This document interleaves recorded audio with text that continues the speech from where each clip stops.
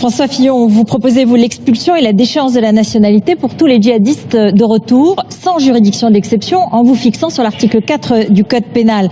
Mais on a un peu de mal à comprendre. Ils seraient apatrides, ils seraient, vous le disiez Nicolas Sarkozy aussi, on les met dehors, vous aussi. Mais ça veut dire quoi? Ça veut dire qu'ils circulent en Europe, on les renvoie en fait aux autres pays européens, aux autres pays? C'est très simple. Ces personnes ont choisi de tourner leurs armes contre la France. Ce sont des combattants. Et nous sommes en guerre contre eux.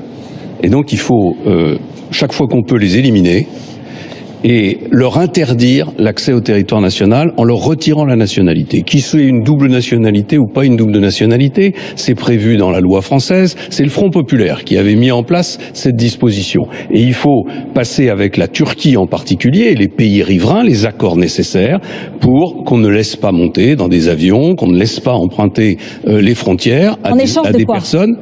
Ça se négocie, on est dans une coalition, on est en train de combattre, non pas Daesh, comme vous dites, parce que ça c'est un mot arabe que je ne comprends pas, mais l'État islamique. Et derrière l'État islamique, qu'est-ce qu'on combat? C'est un État, on peut dire le prétendu État islamique. Non, oui, mais non, enfin, le groupe. Ce sont des mots ridicules.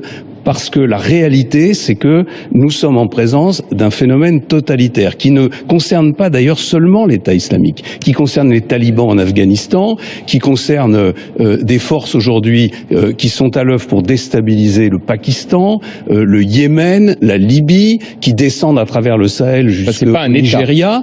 Et donc, ce sont des forces qui représentent une menace durable pour le monde entier et pour la paix dans le monde. Et face à ces forces, il faut une coalition mondiale, il faut, je l'ai dit plusieurs fois, s'allier avec les Russes, s'allier avec tous ceux qui sont en mesure de les combattre, et ne faire aucun sentiment avec les Français qui sont partis nous combattre. S'il y a des apatrides, la France n'a pas ratifié la Convention sur l'apatridie, et donc honnêtement ça concernera quelques dizaines de djihadistes qui sont partis nous combattre, ça ne m'empêchera pas de dormir.